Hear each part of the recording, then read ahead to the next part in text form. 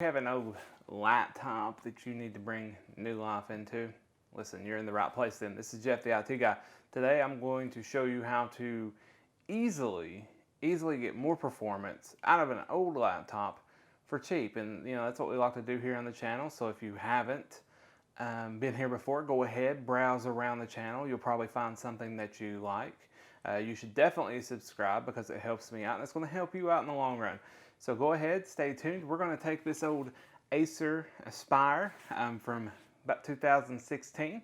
We're going to upgrade it a little bit for around $50, $70, something like that, $50 to $70, super cheap. And so you don't want to miss that. We're going to go through all the steps and listen, in no time you'll have a faster performing laptop with very little money invested. Stick around. So here we are with the laptop. This thing has a spot on the back to where you remove 3 screws and you actually have access to a 2.5-inch drive, an M.2 drive, and the RAM slot. And so this thing came pre-installed with 8 gigs of RAM. However, it was only 1 stick, which means it was running in single channel mode. So to get in here, you just remove 3 screws. I'm using my Klein, my magnetic screwdriver here. If you've ever worked in telecommunications or in electrical, then you know all about Klein tools. They're awesome. You don't have to use it, of course. You can always use something else, but that's what we're going to use for this because it's magnetic, which is really good. Right? Okay, so once you get in here, you're going to notice that here's the M.2, here's the RAM. Over on the left side is your 2.5-inch, which you can go ahead, you can put an SSD in, you can put an HDD. And so let's talk about the parts we're going to use to upgrade. So the first thing that we're going to need is the RAM, which apparently I didn't show. Oh, there, here it is. Here's the RAM. This is just a stick of Kingston DDR4, just 2133, whatever the cast latency is. On here, I think it's like 15 or something, maybe 14 or 16. It matches the RAM that's in it. So whenever you do this, make sure that you open it up first, find out what kind of RAM you have, and make sure you match it. And if you don't want to match it, you can always just see. Or if it's like a cheaper brand, you can always see what it is. Maybe it's DDR4 2133 or 2400, 2666. Find the cast latency, which is CL, and go ahead and buy a dual channel kit of it, and you can put it in. Okay, and so what we need to do now is we're going to put this back on. We've installed the RAM, and so we need to talk about how we're going to actually upgrade the SSD, because we're also going to upgrade it as well. And what we need for it is we need a drive, an external enclosure, and this is a USB-C or USB-A drive that connects to an M.2 SATA device. Now be careful when looking for this, because I made this mistake. The one I'm actually unboxing here is a NVMe, and it only works for NVMe. So if you're going through this and you find that you're only able, that it tells you that it can't read it, that it's failed or something like that, you've bought the NVMe, and so it has to be the SATA one. Make sure you do that. The SATA one is about half the price, and so it'll be linked in the description. The SATA one will. It's I think $13 or something like that, so it's not super expensive. But you're going to want to go ahead and get the SATA one instead of the NVMe. Unless your laptop supports NVMe and drives, and then of course you want to make sure that you get the NVMe one, and so they are not backwards compatible. So for the drive we're using just a cheap 240 gig ADATA. It has speeds of 550 by 510, I believe. So it's not, of course, the fastest drive in the world, but it is faster than the one that's in it, and it's a better brand in my opinion. The ADATA is a better brand than the Lite-On that's in it. And so you can also go for other different brands. You can go for Kingston, ADATA, Corsair, or Samsung is what I use. There's also Western Digital makes some that are actually pretty good. And so you can go for all those, and I'll have several of those linked in the description so that you can choose which one it is that you want and that fits into your price bracket, which is the best way to do it. So to do this, all you have to do is you just put it in, you take it apart, you put it in, the drive into it, and then it just clips in, and then you've got your drive ready to go. And you'll use it, you'll connect it and use it later. And so let's switch over. I mean, this is really simple to do. Let's switch over, look at what we need to do after we do this, which is going to be fooling with a hard disk manager or inside of Windows, as well as the software that we're going to use, which is Marxium Reflect, I believe what it's called. It'll be linked in the description as well. And it is free. It's got the best free version that I found. The Acronis and the Ease US, they allowed you to make backups, but not clones. And so this is the best one I found. It'll be linked in the description as well. Okay, so when doing this, you're going to want to make sure that you put the drive into the enclosure, connect it via USB, USB-C. Make sure that you get the right enclosure. There are two different ones. One of them is for an NVMe and will only work with NVMe, and the other one is for SATA and will only work with SATA. So make sure you get the correct one. The one linked will be for SATA. You need to go into hard drive partition or disk management. So in the search, just type in disk management.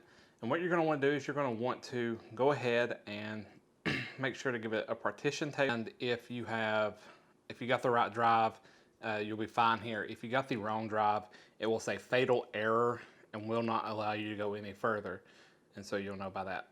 So once you go ahead and allocate it, do all that stuff, or initialize it, you do need to initialize it. All right, so we're going to be using Macrium, and you need to go in, make sure that the drives match and stuff. You can actually, what you need to do is if your drive is just a little bit small, make sure that you've got about 1 gig at the end of the drive using hard disk management to make sure that you've got that extra space. So what you need to do here is you need to click clone this drive. So we're going to hit clone it. You're going to select a drive to clone to. So we're going to hit select this one. We're going to hit next. And this is going to say insufficient. Okay, it's going to say insufficient space for this recovery partition. Just take this, drag and drop it down here. All right, and you can see that now we've got the space for it. Now it's able to do it. So we just hit next. It's going to ask us to schedule it. Don't worry about it. So what we need to do is we just need to hit finish here. So we'll hit finish. We'll call it my clone or whatever, hit OK. And now it is going to clone, hit continue, hit OK. So click it, hit continue, hit OK. Oh, you have to click right here. Make sure you click that and then hit continue. And it is going to go ahead and run. So after it runs, then we'll go back and install the drive. See you then. So the clone is over with. It took 1 hour and 9 minutes to clone 230-ish gigs. That depends. It can depend on a lot of things. It can depend on, if you're using USB-C Gen 3, which or Thunderbolt, or if you're doing it via, NVMe, SATA, PCIe, all sorts of stuff. That can really determine how long it takes, as well as the processing power. But it took 1 hour and 9 minutes. So what we need to do then is we need to go ahead. It's turned off and everything. So this computer has this back here. So what we need to do is we're going to go ahead, put our RAM back in as well. That way we have dual channel functionality, which was in the first part of the video. Then we just go ahead and take out this old drive here, this light-on drive. It does have a larger capacity, but it is not as fast. And we're going for speed here. We want to keep our wives or significant others happy. You know what they say, happy wife, happy life. All right, so after you do all of that, just go ahead and screw it in like so. Put the back on.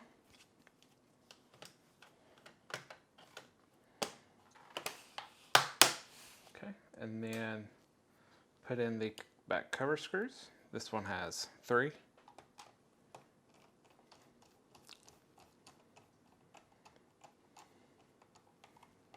Okay.